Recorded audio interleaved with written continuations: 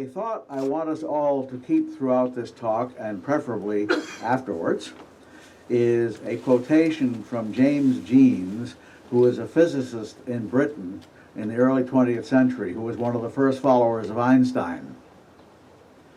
And in fact, he wrote a great deal on the theory of relativity, both general and special. And in his book, The Mysterious Universe, he made this comment. Remember, this is a physicist, and not a modern one. That is, not a very modern one. The universe looks more and more like a great thought rather than a great machine. Now that's incredibly important, because that is one of the first comments coming from the scientific community that points toward the end of the mechanistic paradigm.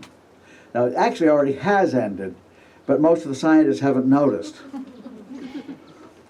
Especially the science educators haven't noticed. When astrology gets flack from the scientific community, you will almost invariably find that it is led by professors who are not of science, science writers, and science educators. Very seldom do scientists get involved unless they're sort of shamed into it, which happened in the 1970s when the 186 scientists, including many Nobel laureates, signed a statement against astrology. But they probably wouldn't have bothered if they hadn't been urged to do so by the organizing group. Frankly, the attitude most scientists have toward astrology is, well, I don't believe in it, but I got better things to do. Okay, I can live with that. So what is meant by postmodern astrology? Well, in order to define this, I have to define some other terms. And at this point, you're encountering a tendency I've had for a long time, and it wasn't until I went to graduate school, where I spent a rousing 10 years, we're getting my doctorate, where I learned that I was doing this like a scholastic. Modern people don't usually do this, but a scholastic always begins by rigorously defining every term that is used, so you don't spend the whole time discussing what do you mean by the terms rather than getting to the substance of the argument, because they're laid out at the beginning. So the first term we have to define is modern astrology. The second term we have to define is traditional astrology, or more accurately, astrologies. Postmodernism as a philosophical and literary movement, which caused a great deal of humor in my graduate school career, and postmodern astrology. Let me back up to postmodernism for a moment. Postmodernism was an extremely skeptical movement that occurred in literary and philosophical circles, also artistic, which basically came to the conclusion that the past is a fictional construction. Well, you've heard the history of everything is written by the winners. Well, they took this one step further to say that basically you can't really say what the past was about. I had a professor of Byzantine studies in graduate school, and she recounted a story that happened to her when she was an undergraduate, when she was taking a course in history. It was because she was a historian, but it had some literary implications, and so there were a lot of people from the literature departments in there. And the professor looked and said, I see there are a lot of literary types, as he pronounced literary types in this group, and I just want you to know that for the purpose of this course, the past really happened. Now you can debate that point philosophically, but there is the recognition of the past having certain qualities is not entirely a hallucination, although the details are subject to dispute. So, first, principal stages and divisions in the history of astrology. This is how I'm going to define what I mean by traditional astrologies, modern astrology, and postmodern. First of all, we have pre-horoscopic astrology in Mesopotamia.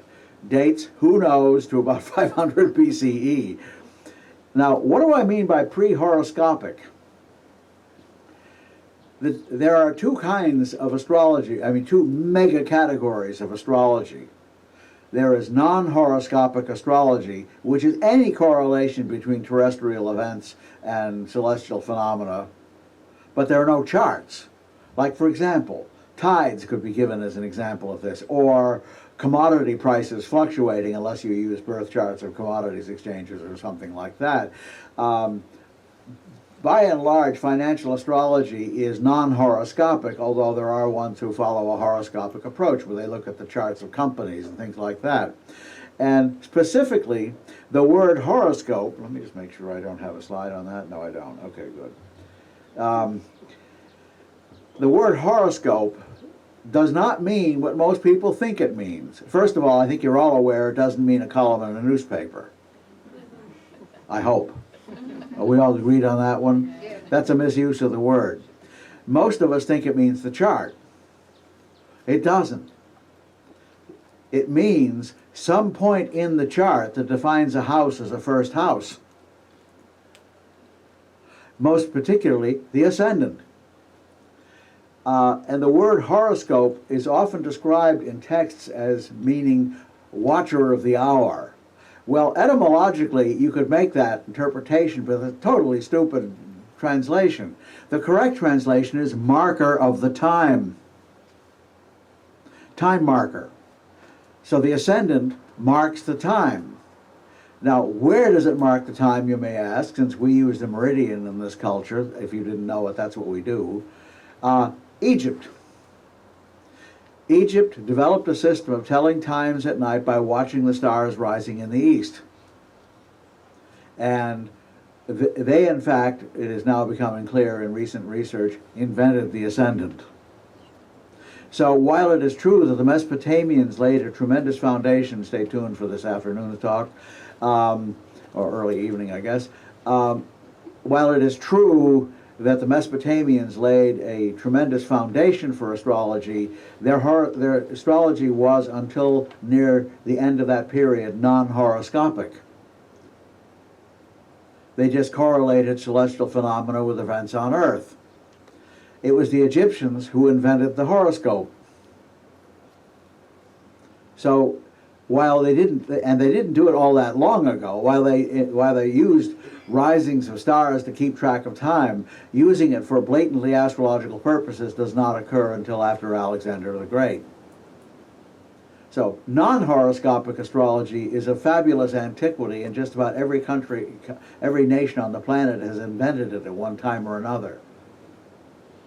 We even have examples of, well, I was reading something, and I cannot cite the source, but where it mentioned Native American tribes that would go to the mountaintops on the vernal equinox, which they measured by looking at shadows of sunrise and so forth in the good old Paleolithic manner. And when they do, they would look up to see where the planets were located in the heavens on that day. They were doing an ingress chart, except they didn't think of it as an ingress, they just thought of it as omens for the year. They didn't do transits to it, they didn't do progressions to it, they didn't do any of that stuff. But just about every culture has at some point developed a non-horoscopic astrology. So you can't really say who invented it. It's a constant human reinvention. Horoscopic astrology, on the other hand, as far as we can tell, was invented in only one place in time, and that place is Hellenistic Egypt. I seriously dispute claims that it occurred earlier in India, and the reason is that there's no evidence of highly competent Indian astronomy that could calculate planetary positions in advance. That was what the Mesopotamians invented.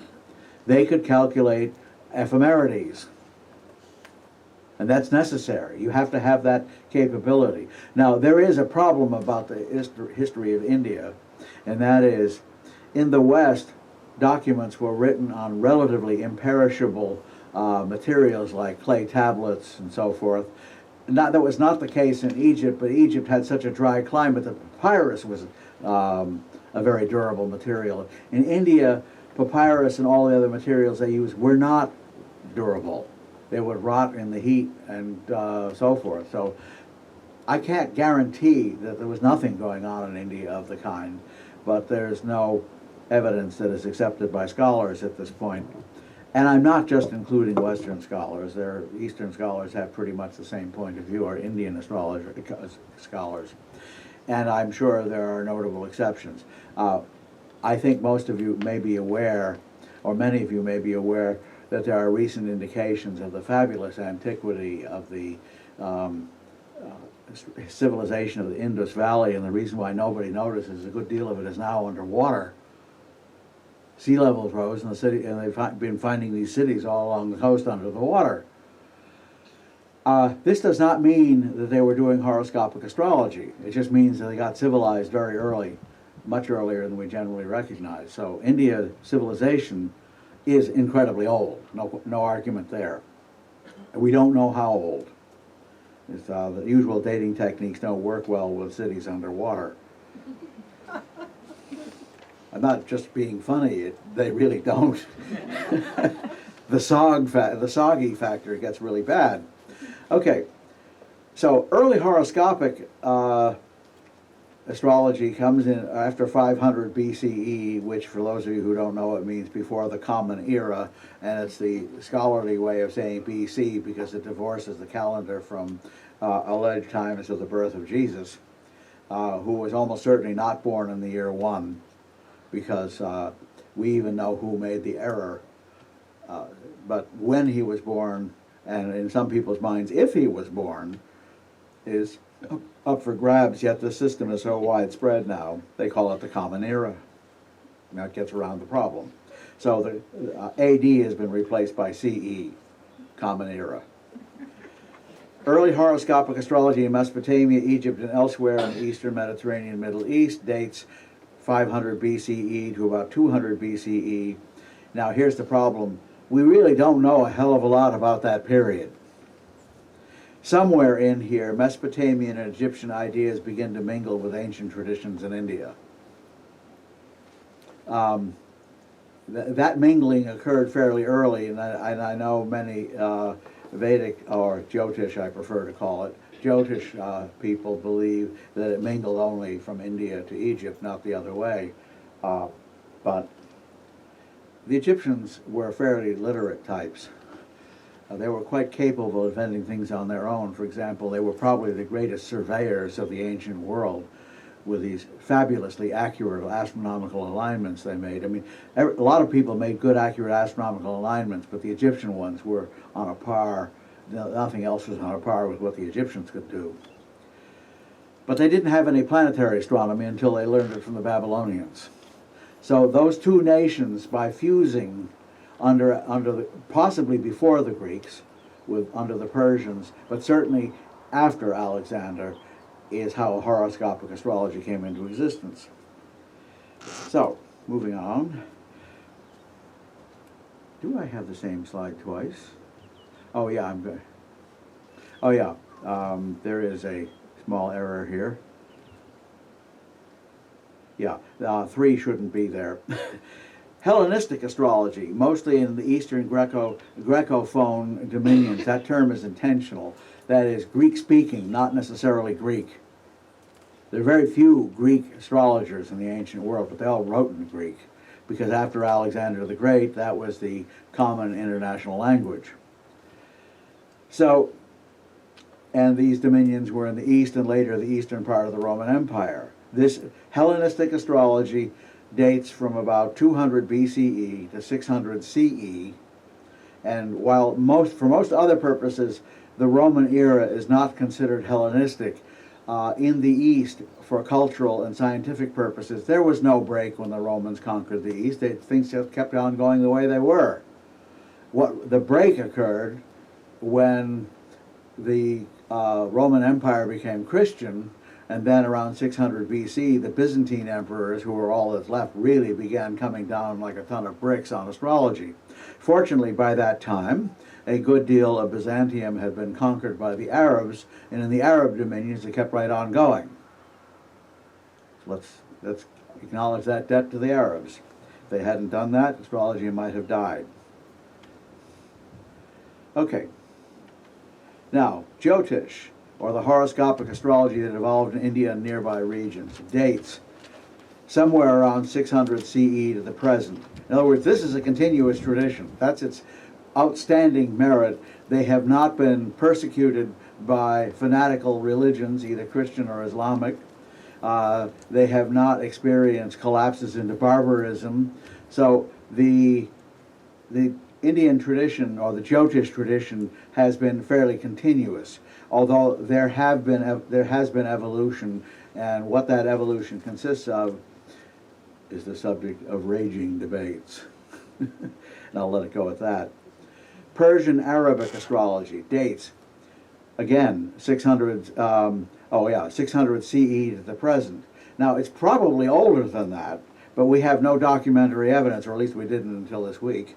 Exon, are you here?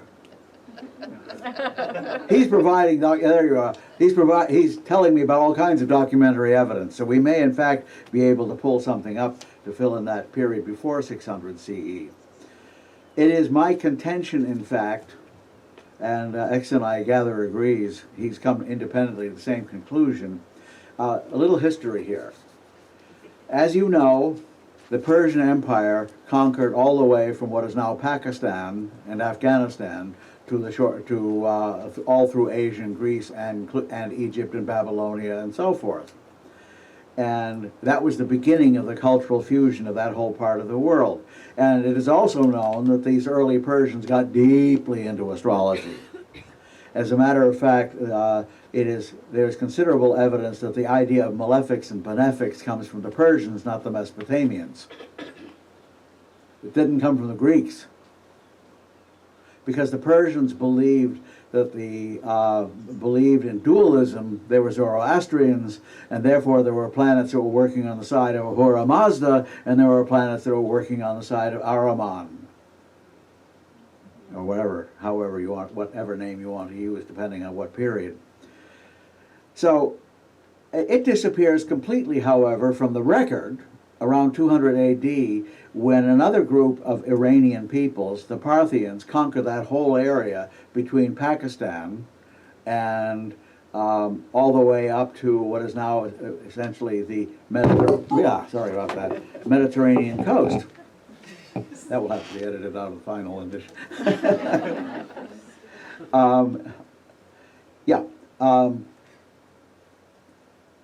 Did astrology disappear in that part of the world? I think not, because when Persian astrology resurfaces around 600 CE and thereafter, it's a fully developed system that has clearly been going along for some time. And so the theory I have evolved, and again, from my conversation with Exon, I think we're all talking along the same lines, is that Mesopotamian astrology, which had fused with Egyptian horoscopic astrology by this time, continued rumbling along in that middle period and developing into a third branch of astrology. Everybody thinks that ancient astrology was Hellenistic or Indian, and I submit that Persian was the third branch. That is the ancestor of our astrology. Our astrology is not Hellenistic, it is not Indian, unless you're practicing Jyotish, it is Persian. Because there's a radical change in the early Islamic period when the caliphs of the Abbasid dynasty took over, and they were supported by Persians who were tired of the previous dynasty ignoring their obviously more advanced civilization than the Arabic one. And the Abbasids were in fact Arabic, but they really loved Persian civilization, and all of a sudden the astrology changes. And I submit that what happened is the continuous tradition that had occurred in the Middle East resurfaced. And that is the ancestor of our astrology, which means that we don't have to, frankly, the fact that our astrology is old or recent really is kind of irrelevant. The question is it useful? But we don't have to pretend or believe anymore that we are a new and later inferior breed of astrology, except, of course, that insofar as you're practicing a completely modern form of astrology, it is new and inferior. I hate to say that, but it's a much less effective astrology than any of the older ones. But not for doing what moderns want. That's why it has been successful. And therefore, it needs to be kept. So Persian Arabic astrology is the source of medieval astrology. And anybody who has studied Arabic astrology and then reads a medieval astrological textbook will say, oh, this is the same tradition. The Arabic spelled sort of funny, and there are all these other words are even funnier spelling. Well, those are misspelled Persian words. But it's recognizably the same tradition. And then, of course, the Latin tradition, astrology in the Latin West, goes from about the 12th century CE to that's supposed to be CE, not CD, 1700 CE, when traditional, now this is what traditional astrology means in Western civilization, but I would include Hellenistic as being a traditional astrology because it's very old, and of course Jyotish is a traditional astrology. So we've got three traditional astrologies. We have Jyotish, Persian, Arabic, Latin, and Hellenistic. These are the three major traditional schools of astrology. And as I said, in the West, the Persian, Arabic, Latin tradition has been the dominant one, and that tradition began to decay only around 700 AD or CE. It decayed in part because of the Enlightenment. Somebody mentioned the Dark Ages of the Enlightenment. Was it Richard who mentioned that? Right. Yeah. The phrase I like to use is the endarkenment. From the point of view of astrology, it was an endarkenment. Fortunately, a lot of lower middle class Englishmen really got into astrology, and they kept on doing it through the whole period. And they saved it. The aristocracy, the intellectuals, you know the kind of view. Supercilious, which means raised eyelid, raised eyebrows. You know the expression. Okay, the 18th century, at any rate, nearly broke astrology and the Latin. It's no longer Latin, of course. Modern astrology has two stages. A very simplified form of late medieval astrology, and these dates are about 1700 to late 19th century. You find people using primary directions a lot in prediction. Many authors in that period seem to view the only legitimate test of astrology as the accurate prediction of somebody's death. We don't even want to touch that issue because, frankly, they failed. A couple of them claim to have succeeded, but nobody can reproduce their results. And it made astrology get such a bad odor with everybody else that, there's something you don't want to do. Predict something offensive and not be good at it. You damn well better be good at it, and they weren't. Then, in the late 19th century, further simplification came, and then innovations. The biggest innovation in early 20th century astrology was Alan Leo changing the emphasis in astrology from predicting events to describing personality. I wouldn't exactly call it psychological astrology because it was a little too primitive. Characterological would be a better term. Now, did he have a blast of enlightenment? No. It was the only way he felt he could get around the English fortune-telling laws. So because of the English fortune-telling laws, astrology shifted from predicting events to analyzing character. This does not seem like very great progress, but that morphed into something else which really was great progress, and that is the use of astrology as a tool of self-actualization. There never has been one of those before, ever, that we know of. In India, that element does exist in astrology, but it exists as part of a religious tradition, and without the religious tradition, it would have nothing to say. We got a beautiful demonstration this morning of the integration of the craft of astrology with Hindu religion. And I say beautiful, I mean beautiful. It was quite impressive. But most of the prayers were to the gods of the planets, and I don't think it's a widespread belief in the West that the planets are gods. They have living energies attached to them, all right, but I don't think they're gods exactly. So postmodern astrology is 1980s to God only knows, because we're talking about the future. But I still haven't really described postmodern astrology. Okay, but backing up. Modern astrology then is item 8 on the previous slide. What is ironic is that, not what, the psychological and spiritual reformers of the 20th century considered negative traditionalist, that is correct. What is ironic is that what the psychological and spiritual reformers of the 20th century considered negative traditional astrology was for the most part the first stage of modern astrology, item 8A in the previous slide. In other words, early branch of modern astrology, because these are the guys who are trying to predict people's deaths. And I think most of us would regard that as not the most fruitful use of astrology you could possibly imagine, even if you could do it. So, it was the 18th and 19th century English who elevated the accurate prediction of death to the status of a principal criterion for evaluating the excellence of astrological technique. See John Partridge and John Warsdale's writings, both of which can be gotten online for fairly cheap. Or cheap to nothing, and you will see this emphasis on the forecast. Partridge threw out about 60% of traditional astrology based solely on the fact that he couldn't use the methods to predict death. There's a saying I have, which is, ancient astrology was a vast reservoir. India got a major water main. The West got a garden hose, and John Partridge and Alan Leo were the nozzles. Now, so here are the three traditional astrologies which I already mentioned, so I don't need to dwell on this.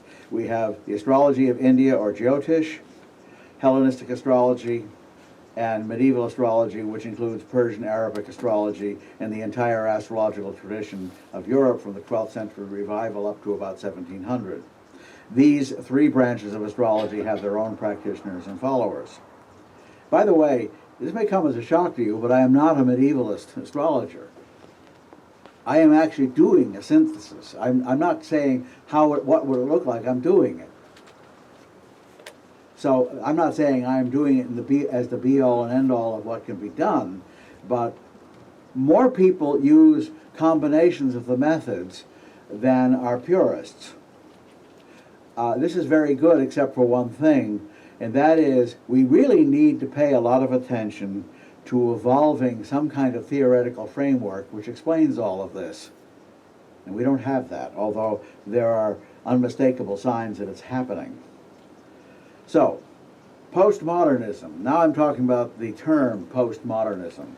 When I did the lecture the first time, I got criticized because everybody in the audience understood postmodernism to be the first paragraph in this slide, which is a late 20th century movement in the arts, architecture. This is right out of Wikipedia, by the way, as it says at the bottom.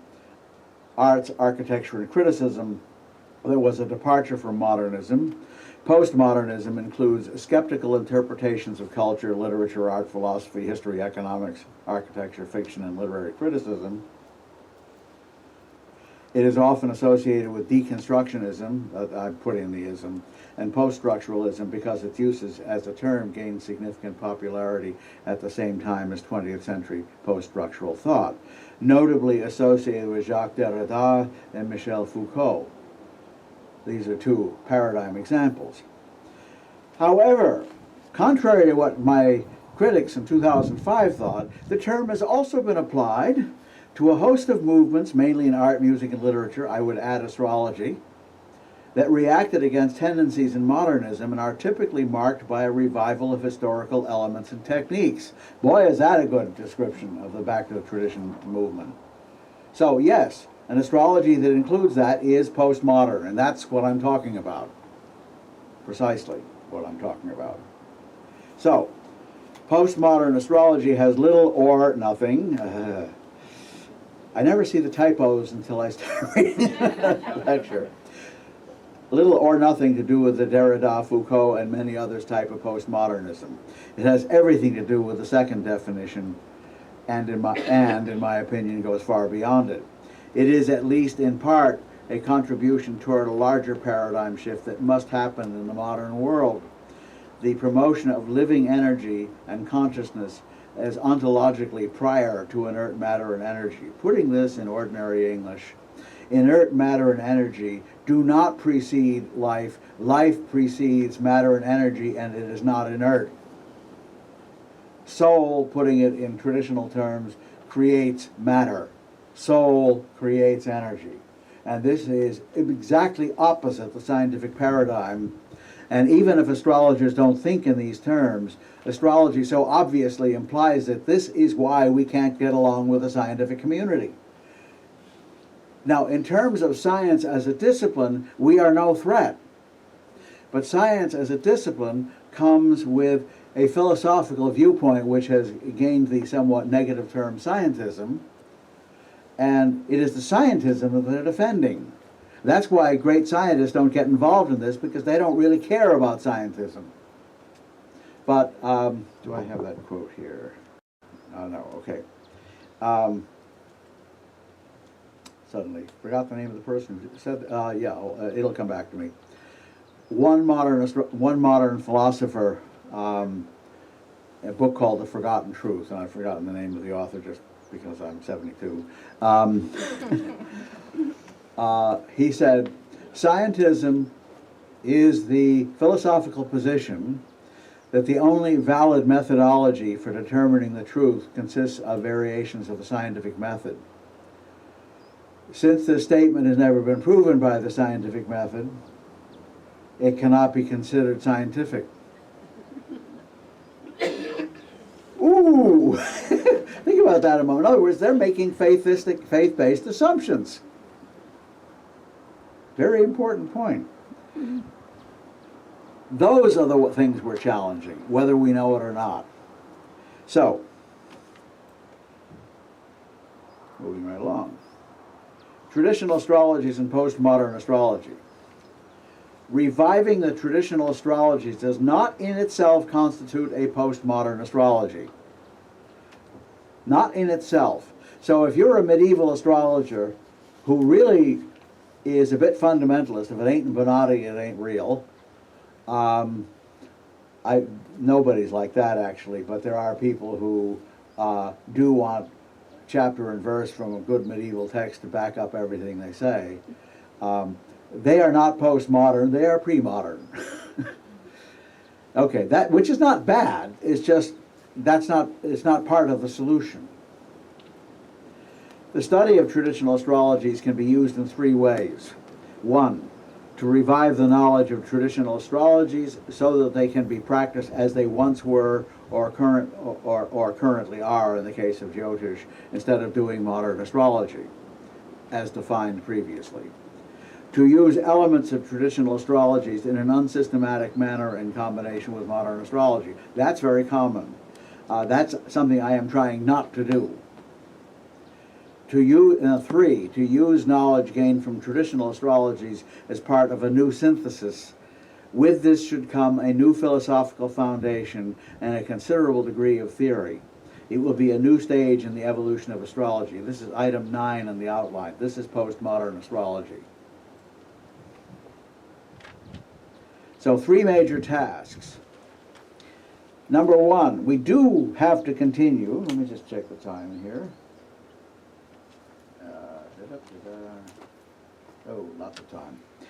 We have to continue the research into the philosophies and methods of the traditional astrologies. There's no question about it. So anybody who is trying to be a fundamentalist with traditional astrology is in fact helping the process, as long as they really do in fact succeed in reproducing in modern times an intelligent use of the old techniques. That's very helpful, because I have to say, quite frankly, that the medieval and ancient texts are not always terribly clear, and if some modern person can plausibly fill in the gaps with their practice, but otherwise are being purist about their following Jyotish, medieval, or Hellenistic, that's still valuable to us, because then we can see how useful these might be in a new synthesis. Two, to find ways in which modern astrology and the traditional astrologies point to philosophical conclusions that can be derived from or are consistent with all forms of astrology. One of the most fascinating involvements here is Chris Brennan. I don't know if you know him over on this side of the pond, but Chris Brennan is quite young. He just had a Saturn return. He's brilliant. Not always the easiest person to get along with, but he doesn't tolerate fools gladly. And he has a very strict definition of what constitutes foolishness. But nevertheless, he and people he works with have been seeing in Hellenistic astrology what looks like a theoretical underpinning from which a great deal of astrological practice can be derived. Now, it's in the phase of hypothesis, not theory. And for those of you that don't know the difference, this is a good time to briefly summarize the difference. A hypothesis is an educated guess about what might be true. A theory is a hypothesis that has been proven in practice over and over and over again, and that also indicates other areas of research that can be done, and they're at least somewhat correct in telling you what those other areas of research should show. Astrology actually does have a theory. I can tell you how, I can give you a very personal example of how effective the theory is. I wrote Planets in Composite as my first major book. I'm sure some of you are aware of it. It's on that technique of creating relationship charts by taking the midpoints between the two suns, the two moons, and so forth. Now, that technique popped up, let's see, where were we in time here? Yeah, in the early 70s in this country. It had germinated in England and Britain, although there's some argument as to who did it first. The answer is they both did it differently, but they both did it. It was a offspring of the midpoint movement. That's why it happened.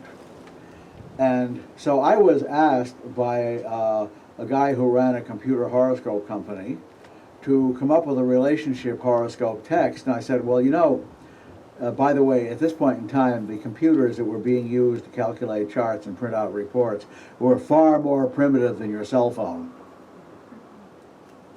Far more primitive than your cell phone. So consequently, the text couldn't be too large a text or it couldn't be used. For example, when Planets in Transit, which is also a computer text in origin, was finished, it took many years before they had a computer big enough to hold the text database. Now you can store it on the most trivial PC imaginable. At any rate, I had absolutely no idea how to read a composite chart. I'm telling you the truth. I had no idea how to read a composite chart. I knew how to cast one.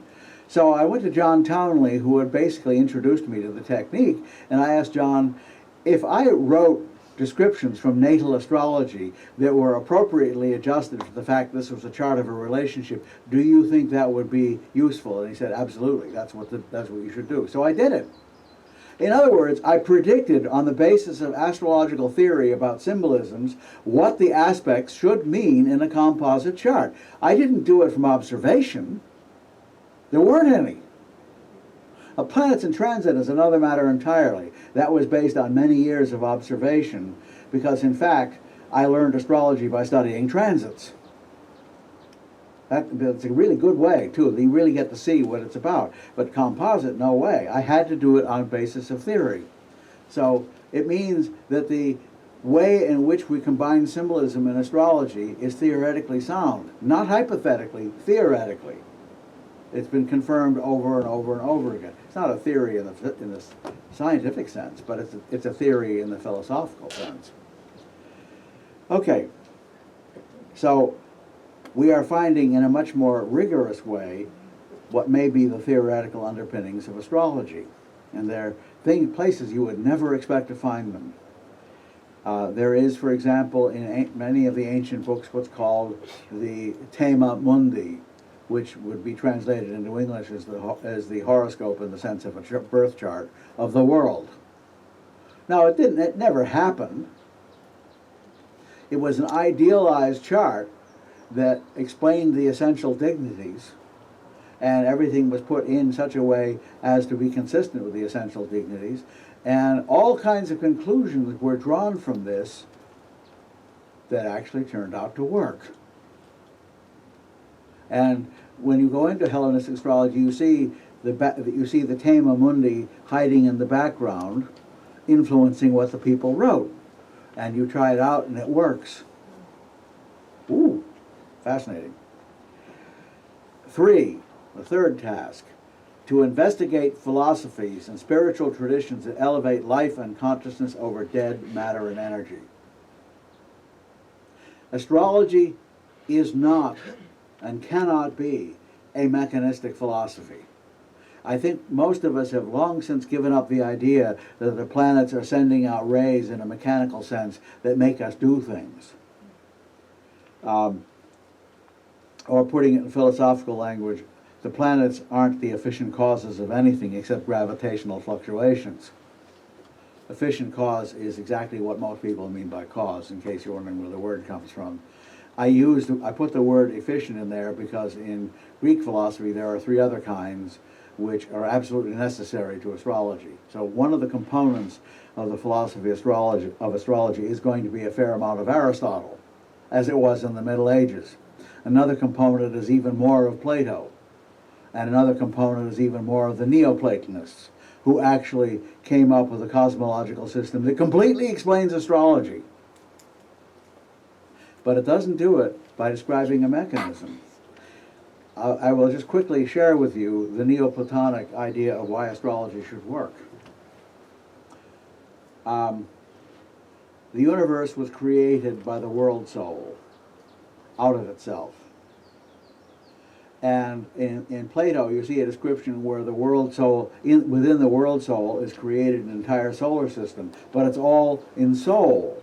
It isn't material.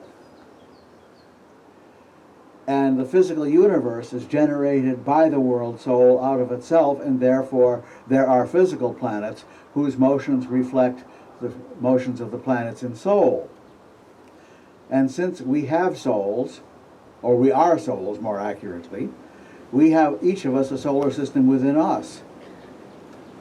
And that solar system and the one in the world soul are running in parallel. And that's why astrology works. Now that does not exactly sound like a scientific explanation, does it? But I believe it's pretty close to the truth. There are many details over which we can haggle about it, but I think that's pretty close to the truth. Some characteristics of postmodern astrology as I visualized it, and obviously this is the vision of one person, and yeah, I've had a lot to do with this evolution in the last few decades, but believe me, I could be full of the proverbial fertilizer that doesn't fertilize a garden. I think you know what I mean. Where 19th and 20th century astrology was not continuous with the astrologies that had come before, this is point number 1, a postmodern astrology would be. Part of it has to be a continuous examination and reevaluation of past ideas, methods, and techniques, as well as philosophies. Second point, the best innovations of 20th century astrology must be kept. I'm going to say must here, I wrote are. The criterion for what should be kept insofar as modern astrology, I think I started out at 20th century. I've been writing a lot of slideshows lately. As long as modern astrology or 20th century astrology speaks to the needs of modern humanity, which is its principal virtue, and if it works, second, makes sense, and this is my favorite one, is sufficiently clear so that the practitioner can tell whether or not it works. We are full of techniques in contemporary astrology where you can't tell if they're true or not. And the most supreme among them, and I'm talking about Western astrology here, not Jyotish, Among the most outrageous examples of this is astrology that deals with past lives. Lovely, but how the hell can you know? It's not verifiable. It's not even falsifiable. It has to be thought of as a personal mythology that you can use to focus your own individual development on. That's okay, I have no problem with that. But the idea that you really were Cleopatra, all I can say is Cleopatra has reincarnated herself simultaneously on Napoleon and a few other people. I mean, they're overlapping, which of course is theoretically possible, but this is an idea that is pretty much unverifiable, unfalsifiable, whatever. Do I say that there is no such thing as previous incarnations? That's another subject. I will give you my cryptic answer. I object to the word previous. It's all happening simultaneously, which means, in theory, you could affect a previous life as much as a previous life could affect you. If you, in other words, achieve a stage of enlightenment that no other of your lives have achieved, they all become enlightened. Because there is no past, it's here now. There is no future, it's here now. We just can't see it. Astrology is based on ancient philosophies. This is why they are very useful. These include the following: Pythagoras and Pythagoreanism, Plato and Platonism, Aristotle, Neoplatonism, Hermeticism, Kabbalah, and from India, Vedanta and related schools. I have enormous respect for Vedanta. I can't claim to be a master of its teachings, but it is clearly on target. And happens to be very close, by the way, to Neoplatonism. So much so that people have been trying to figure out who influenced whom, and there is no evidence that either of them knew about the existence of the other. They saw the same thing. They got to a stage of consciousness where they saw the same thing. Most modern philosophy, especially after the Enlightenment, especially the Enlightenment and afterwards, is irrelevant to our quest because it is thoroughly wedded to a paradigm that declares astrology a priori impossible. For those of you that don't know, let me just spell that out. A priori means you don't even have to debate the issue. It is clearly internally evident that it's impossible. I'll give you a very simple example. If the universe is in fact composed entirely of particles interact by colliding with each other, astrology is impossible. That's the simplest example, and that's what originally happened. That was the assumption.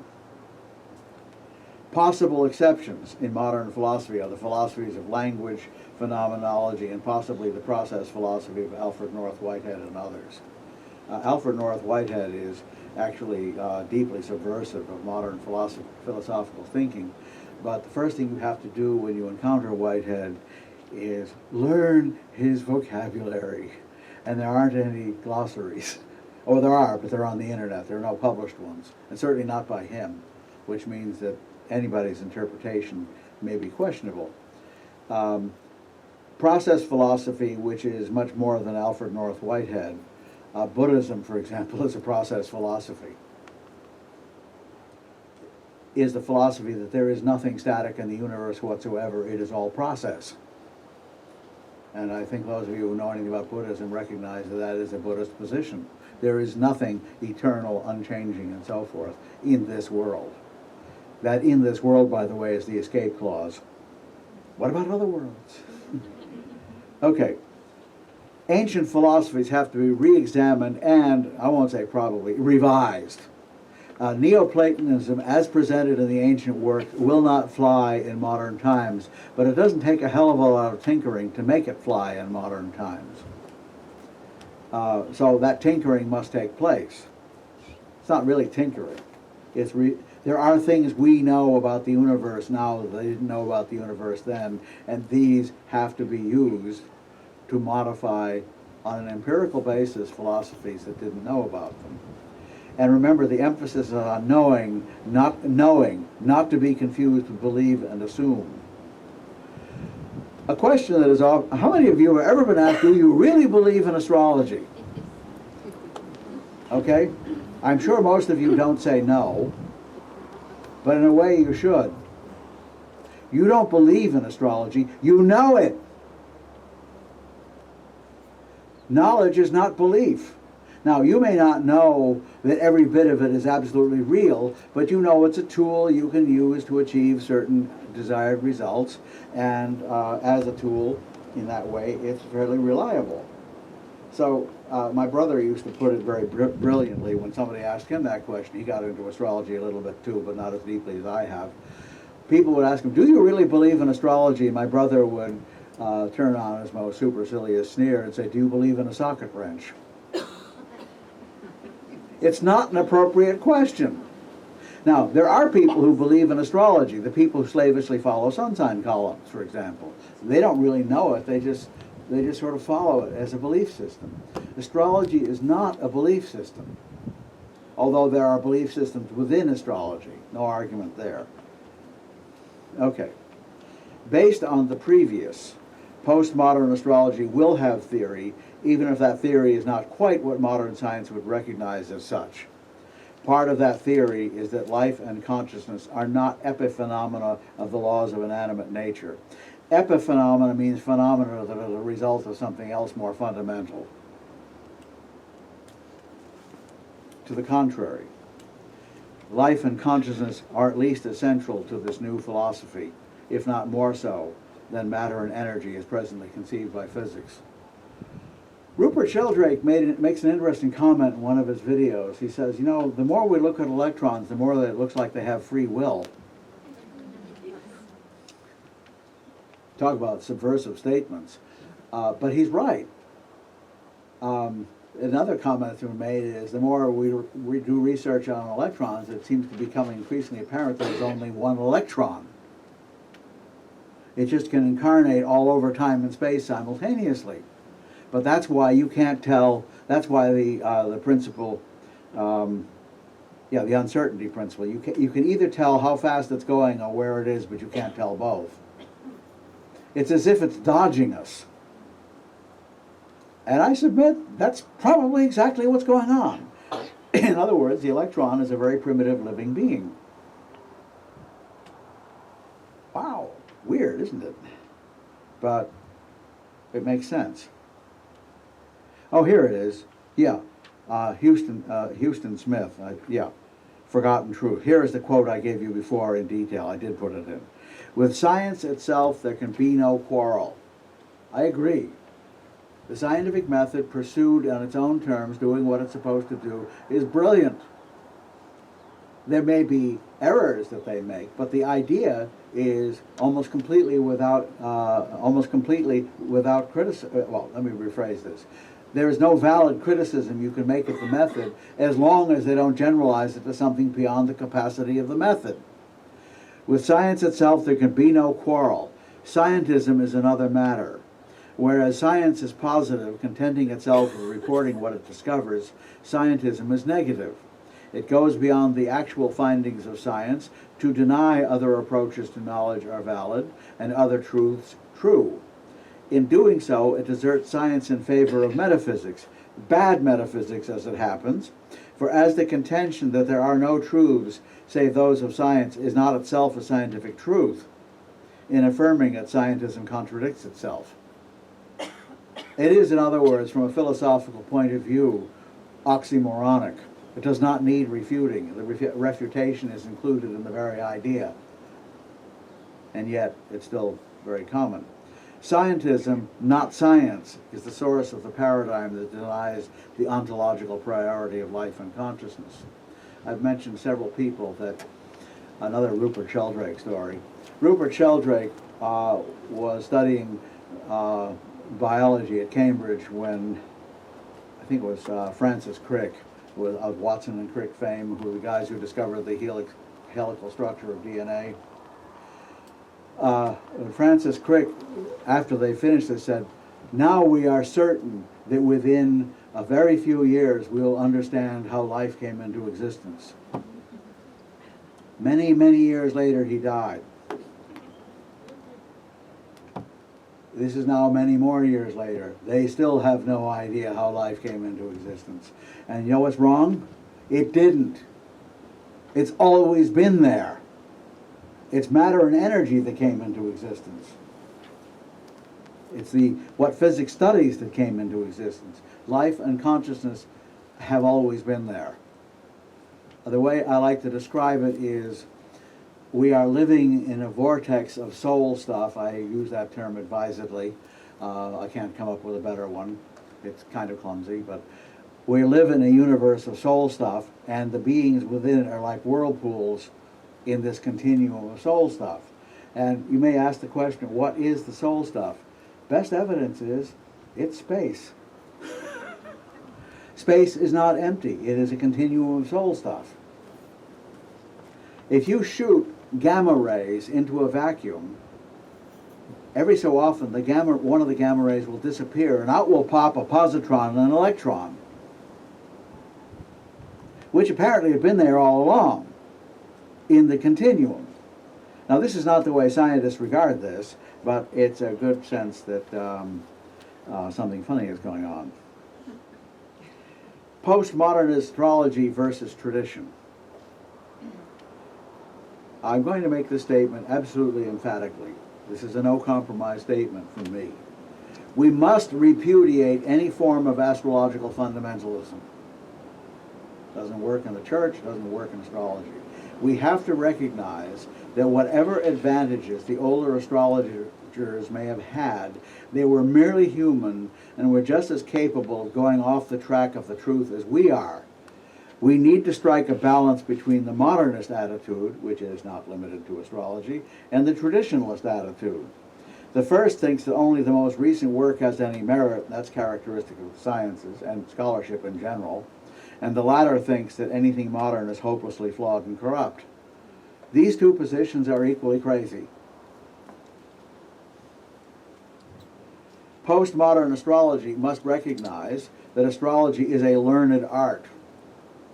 And while we invite the enthusiast and the amateur to participate, it also has to be recognized that the amateur astrologer will have a role similar to amateur scientists, far from irrelevant but working in a limited way. Astrology is no more a form of entertainment than psychology, insofar as psychology is not a form of entertainment also. This is to say, both can create entertaining diversions, but for both it is neither their purpose nor their value. I say no to those who do not recognize that astrology requires a significant degree of education in addition to practice. I have watched this whole thing. You know, we now have all kinds of teaching institutions in astrology that have very systematic curricula and teach astrology in a fairly thoroughly grounded kind of way. Faculty of Astrological Studies of Great Britain, Kepler College in America. I know there are institutions in the non-English speaking parts of Europe, but I don't know their names. I just know they're there. And of course, there's also the International Academy of Astrology, also in the States. And and I'm sure there are others that I don't know about. These are real. They're important because an ignorant astrologer is dangerous. Now, how did I do it? Well, believe it or not, I'm self-taught. My father got into astrology a little before I did, but we studied it together as colleagues. He didn't teach me. He taught me how to cast a chart all right. But as far as the interpretation is concerned, we were colleagues. And the way I've studied astrology, which is the only alternative to taking courses, is I read everything. And as a consequence, I know a great deal about very wide areas of astrology, not because I'm some sort of genius, but because if you read everything and it sticks, you learn something. But I will tell you this, I wasted a lot of time in the process. Of course, where I am now, there was no one who could have taught me. So I guess that was kind of inevitable, but I really regret not having encountered traditional astrology intelligently taught 30 years before I did.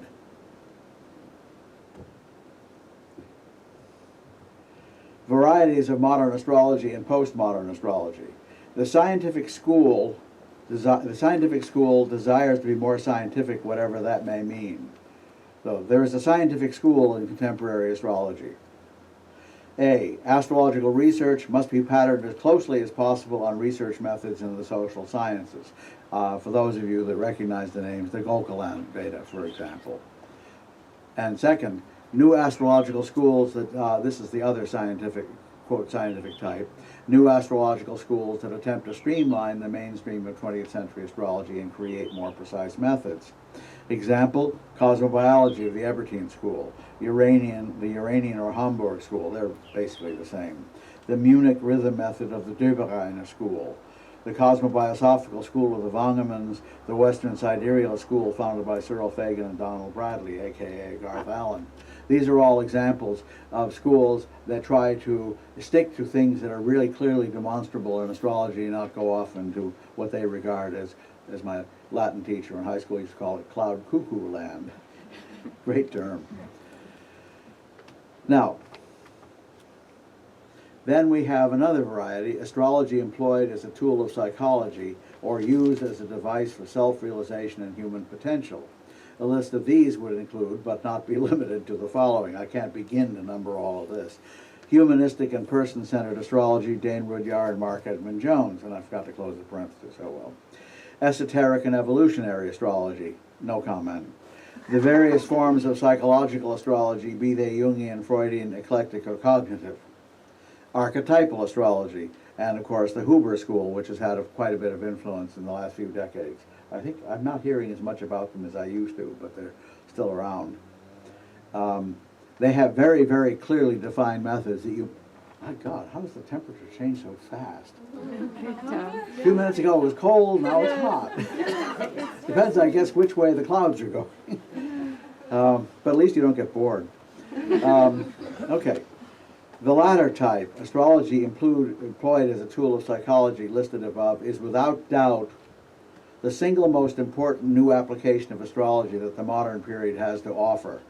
Ancient and medieval astrology, as they have come down to us, deal with fate, what happens to an individual. There was little or no sense that astrology could be used to help the individual evolve spiritually or to realize his or her inner potential. In the ancient world, there are traces of such an astrology, but in the medieval world, the Christian Church and Islam took over that function exclusively in their respective cultures.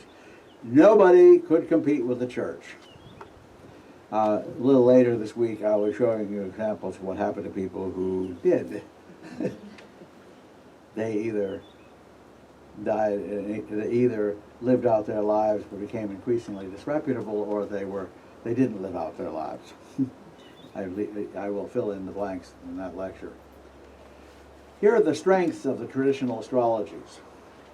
They had a very long period of testing and checking with experience that modern innovations have not had, however meritorious they may prove to be.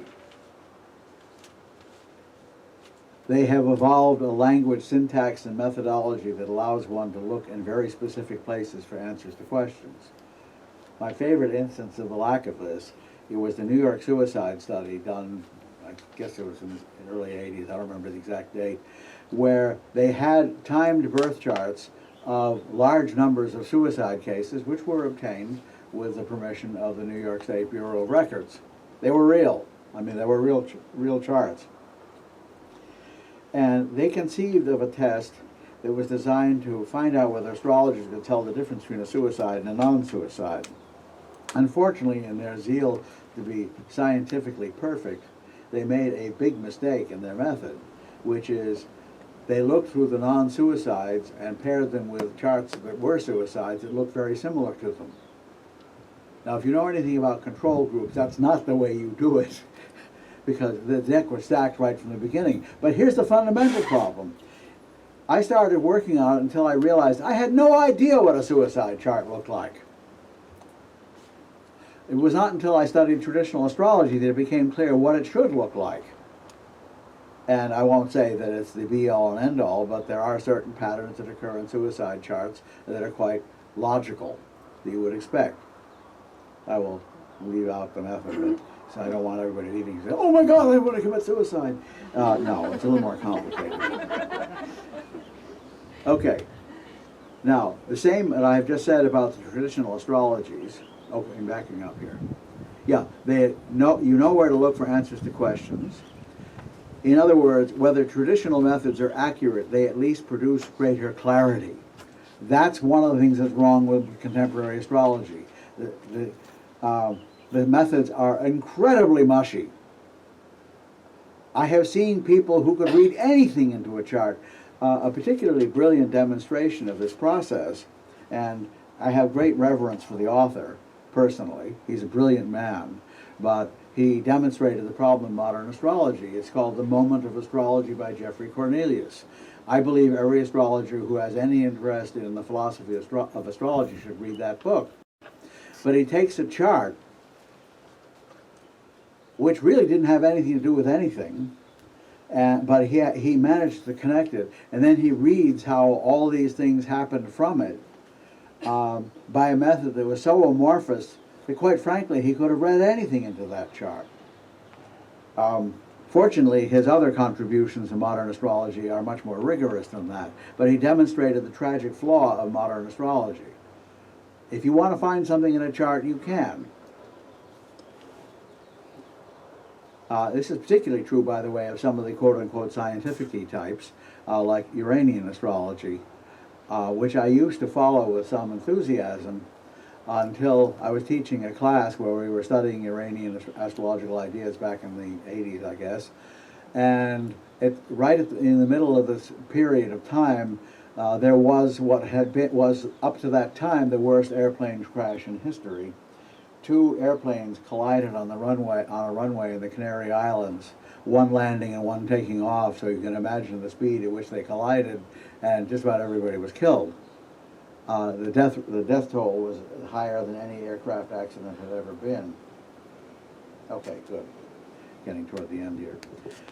So, we had the time and date of the crash. We looked it up, and there was nothing, absolutely nothing. Then somebody realized that the time zone was wrong. So we put up the right time zone. It was brilliant. Things blowing up, fire, bodies flying through the air. It was so explicit. And then we discovered we had the wrong date. And when we got the right date, it didn't show much of anything again.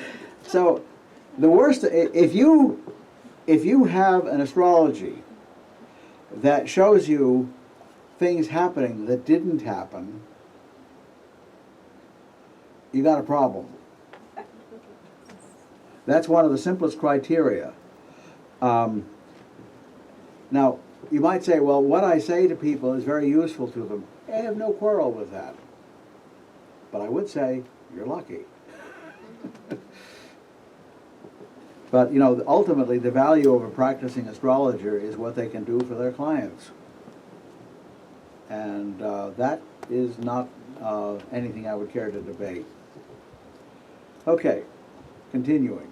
In the case of medieval astrology in the West, at least, it is the direct ancestor of 19th and 20th century astrology. But the process by which the latter evolved from the former can be shown historically to have been a devolution, not an evolution. Now, this is a key point. A lot of people, when the traditionalist revival began, said, well, weren't these methods disproven? Isn't that why they died out? No, they died out because one clown figured out they didn't make any sense in predicting deaths. Partridge. You have to understand that Partridge was the last nationally known English astrologer of the 17th century.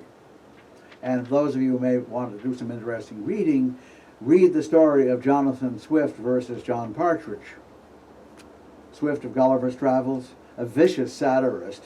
What he did was he came up with a bogus astrologer named Bickerstaff, and Bickerstaff started publishing an almanac, which was absolutely bogus. But it was just like all the other almanacs. And in one of them, I think the only one maybe, but in one of them, they forecast that John Partridge was going to die in the next year of such and such a cause on such and such a date and time. After that period passed, a new edition of the Almanac solemnly reported that this had in fact happened. And Partridge spent months trying to prove he was still alive. But, you know, you might say, well, gee, he wasn't at fault. No, but everybody laughed at him. He became a figure of ridicule. And Swift did him in. And in doing so, he basically killed off the last and not by any means greatest representative of the 17th century English school. And everybody who came later followed Partridge. That's why I said Partridge was the nozzle. So,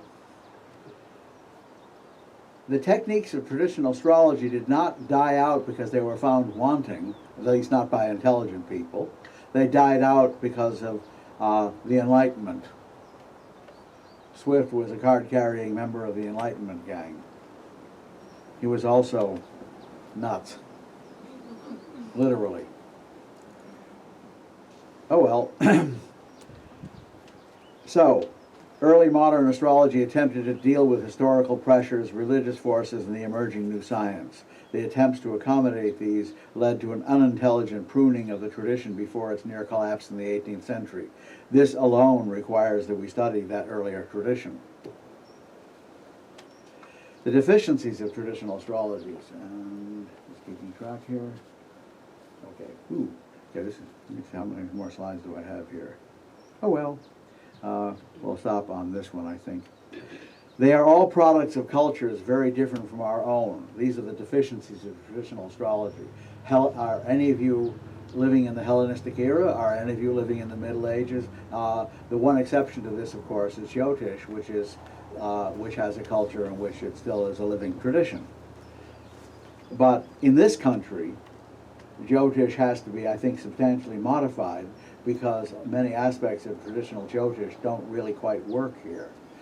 Insofar as it's deterministic or fatalistic, for example. And I do know that from people who practice it in this country, in the West, I mean, since we're not in America, though it doesn't seem totally alien, I'm happy to say, except in the bad aspects of America.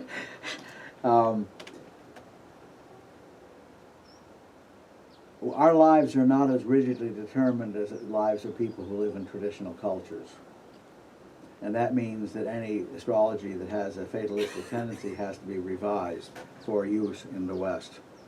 And most of the people I know who do this sort of thing are quite aware of that problem. So this is not a criticism of Jyotish as it is actually practiced. It just means it's the same process. Oh.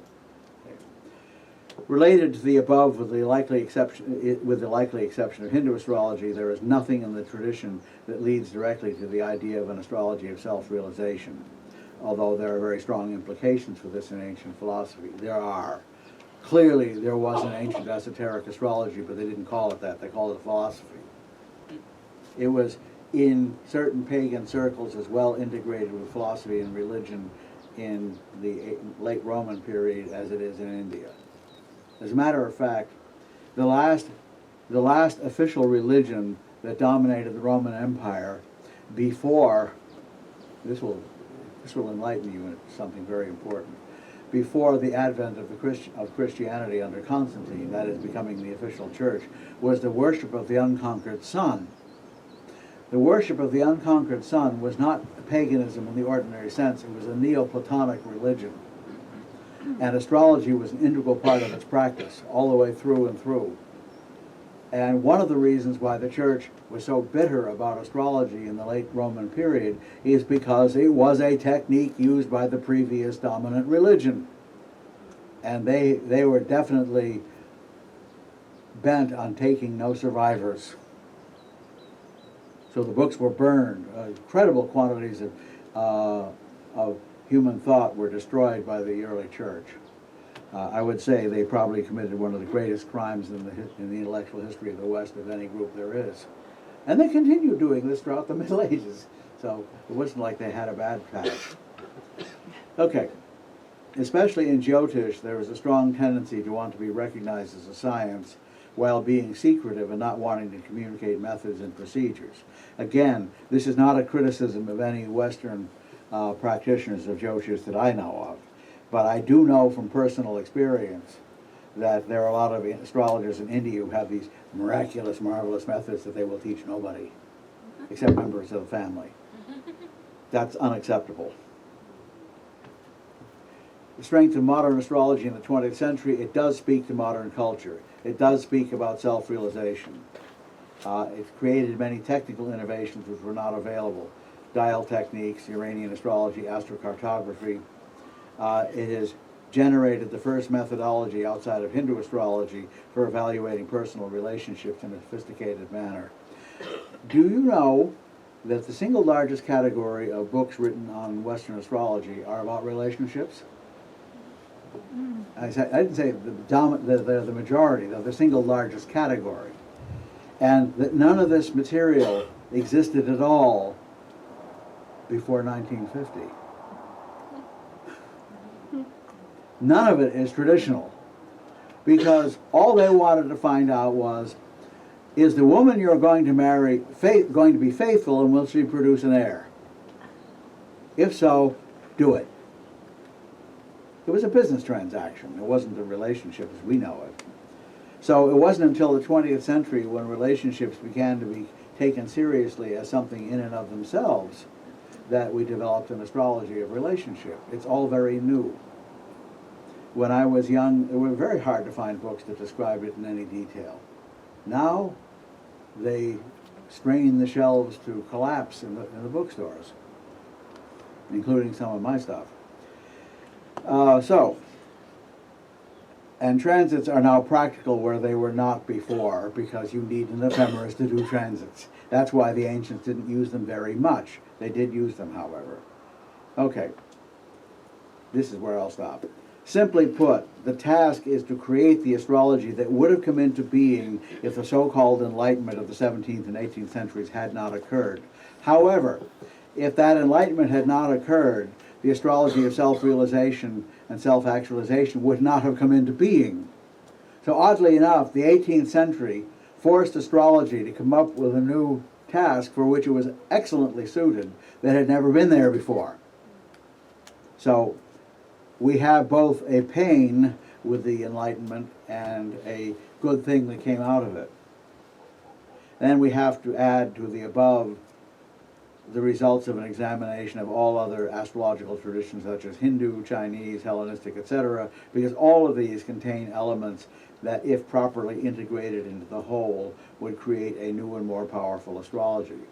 This is especially true for Hindu astrology, aka Jyotish, which is clearly a long separated sibling of the Middle Eastern Western tradition.